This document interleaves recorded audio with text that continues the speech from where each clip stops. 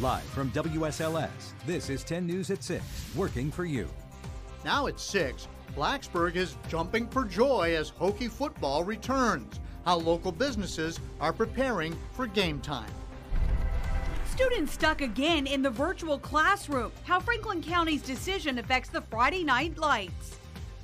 Good evening and thanks for joining us for 10 News at 6. I'm Lindsay Ward. And I'm John Carlin. Virginia Tech football's return to Lane Stadium has local businesses in Blacksburg working around the clock to prepare. 10 News reporter Annie Schroeder is working for you tonight with just how much of an impact the program has on the local economy. While the Hokies gear up to take on UNC here at Lane Stadium tomorrow night, businesses all across Blacksburg have spent the week preparing for large crowds, something that most of them haven't seen in almost 2 years.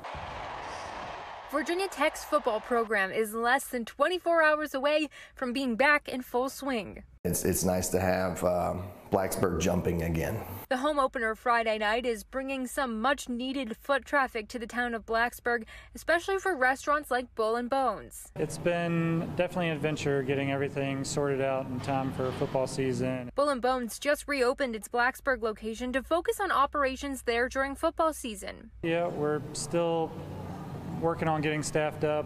We're still looking for cooks, but we've got a good group that we have here, and they're ready for a couple long days. Just steps away from the stadium, Joshua Roseberry runs the Clay Corner Inn. He and his staff have been navigating a year of changes. I think the university's done a phenomenal job of making sure that the community that it is in is safe. Regardless of what the scoreboard says, local businesses all look forward to the safe return of the Hokies and their loyal fans. We very much missed football last year. And it's very nice to have that back there. It makes a big difference. Tomorrow night will also be the first time that fans can buy alcohol from concession stands here at Lane Stadium. The parking lots are set to open at 3 and kickoff against UNC is set for 6 o'clock. In Blacksburg tonight, Annie Schroeder, 10 News, working for you. Another school district in our region is temporarily moving to virtual learning in hopes of stopping the spread of COVID-19. 10 News reporter Sydney Jackstimer is working for you to find out why this decision was made and when students will be allowed back into the building. Sydney? Yeah, Lindsay, Franklin County Public Schools decided earlier today that they'll be closing 3 of their school buildings until Tuesday, September 7th in hopes of stopping the spread of COVID-19. Now, that decision was made earlier today, and in a press release, Superintendent Dr. Bernice Cobbs announced Benjamin Franklin Middle, the Garreau Center, and Franklin County High students will be moving to virtual learning until Tuesday. West Piedmont Health District spokesperson Nancy Bell says the district has struggled with this decision, but at this point, it's the best thing to do for students and staff safety. All agree school's the best place for children to learn, and we want them to be in school. We want things to get back to normal as much as they can, so we all have to do our part. Now, with this move to virtual learning, it also means extracurricular activities are canceled through Tuesday, which includes tomorrow night's football game against Salem. Reporting live in Franklin County, Sydney Jackstimer, 10 News, working for you. And COVID cases continue to impact other local schools. Amherst County Public Schools are closing beginning tomorrow and will continue until September the 13th. There will not be a virtual option. George Washington High School in Danville is going virtual for 2 days due to outbreaks and exposures. Students at Seton River Middle and high schools in Bedford County also shifted to remote learning today and tomorrow. Now, when it comes to school closures and remote learning, we're always working for you, and you can get the latest on closures on our website. Just log on to WSLS.com. Authorities say at least 25 people were killed as the remnants of Ida hit the Northeast last night. That storm triggered tornadoes and widespread flooding. As we give you a look at some of the damage right here. Heavy rain in New York City created waterfalls in subway stations. Cars and roads were overwhelmed by the rising water, and officials say rescuers were busy throughout the region today using air and water to bring people to safety. Saw a horrifying storm last night, unlike anything we have seen before. I'm left for nothing. We're homeless right now, but this all, we're all going to come together and we're going to figure out a solution, and we'll go from there. Late information, the death toll now at 43. Pennsylvania officials say thousands of rescues are believed to have happened so far in their state. And now to your forecast, where it's been clear and sunny skies for us. I kind of feel guilty after what they're going through in the Northeast. Chief Meteorologist Jeff Hanowich joins us now. And Jeff, we've got a beautiful day and we've got a long weekend coming. We do, and tomorrow's weather is very similar to today's. By Sunday, that's when we could start to introduce a chance for some scattered showers across the region. But for now, just enjoy what Mother Nature is bringing us. It is beautiful outside. We're getting a nice break, as are folks into New York, Philadelphia, over towards Connecticut and Massachusetts. They were inundated with flood emergencies last night. They saw in excess of 10 inches of rain in some areas that fell in less than about 12 hours. Again, they are having a chance to dry out, as are we here locally. Now, your evening planner showing temperatures falling into the upper 60s by around 10. This evening, we're mainly clear and we're feeling good outside. There's not much humidity out there at all.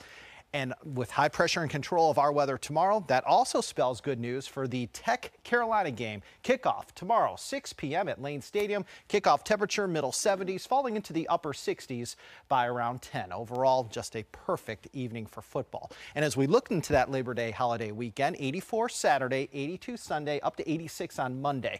Looks like Saturday's dry, better chances for rain on Sunday, especially into the mountains after lunchtime. There could still be a stray lingering shower or thunder shower on Monday. But if you look at these 3 days, the wettest day here this holiday weekend looks to be Sunday, and it is far from a washout. Lindsay? Thank you, Jeff. A Lynchburg man will spend the next year and a half in prison for inciting a riot. According to court records, Edwin Demerly was sentenced yesterday after he admitted to throwing an explosive under a car. As we've reported, authorities say there were peaceful protests for several hours near 5th and Federal last May, but it turned violent after protesters heard a loud bang from that explosive. A professional Halloween attraction is making preparations to scare the Star City. How you can take part in this spooky season. And to combat a dangerous dog virus, Angels of Assisi has you covered. How their drive-through clinic aims to help your furry friends. Have a question about current events, new laws? We can help. Just ask 10. It's easy. Go to WSLS.com, click on the menu icon, and click Ask 10. Type your question, and we'll work on an answer. Ask 10 on WSLS.com. WSLS 10 News, the proud winner of 2 2021 Emmy Awards for Best Daytime Newscast and Best Evening Newscast. Calling all actors, there is a job waiting for you right here in Roanoke. Yeah, Blue Ridge Nightmares, the major Halloween attraction that's coming to the Star City this October, is hiring about 50 people to scare the wits out of folks at the new venue being built in the old Viscose Industrial Park. We need actors. We need really talented people, or people that just have a love for Halloween and have that confidence that they can come here and take great direction and make this event 10 times better. That's Anthony Giordano, who is building the spooky attraction using his years of training on special effects in New York and Hollywood. Proceeds from Blue Ridge Nightmares go to support Center in the Square. And if you're interested in being a paid actor for the event, you can find a contact link at WSLS.com. And after seeing anywhere from about 1/4 inch to an upwards of about 4.5 inches of rain from the remnants of Ida, nice to see sunshine return today. Nice to see dry weather return. We will let you know, however, when the humidity will come back in earnest and when rain chances increase coming up.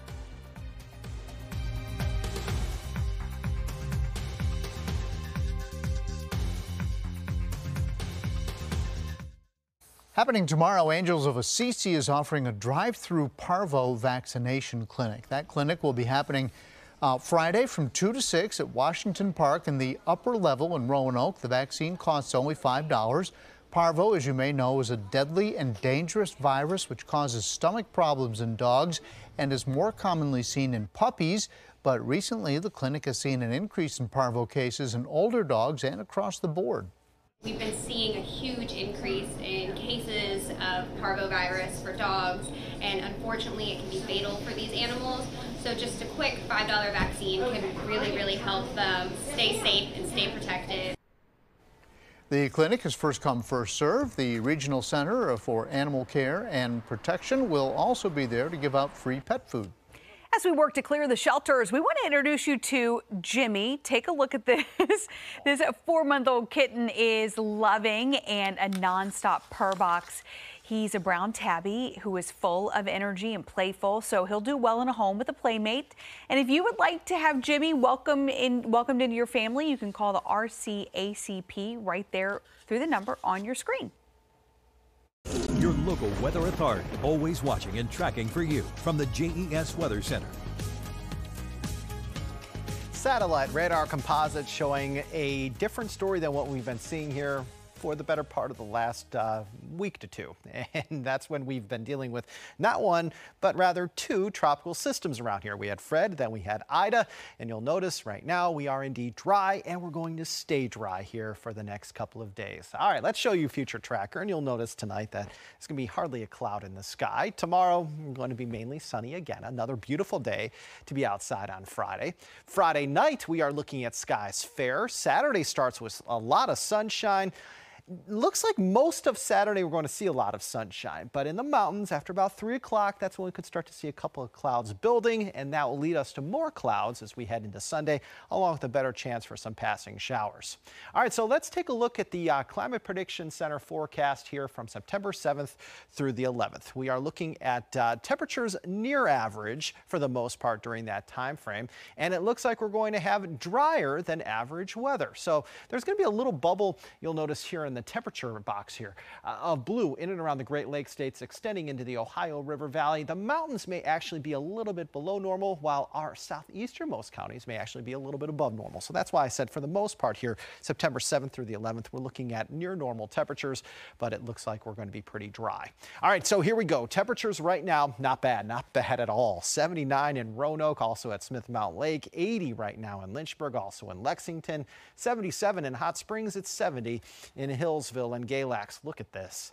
Dew point right now in the upper 40s. It's been a long time since we've said that. The air is so comfy outside. It feels so good outside, and it's going to stay feeling good for us tomorrow.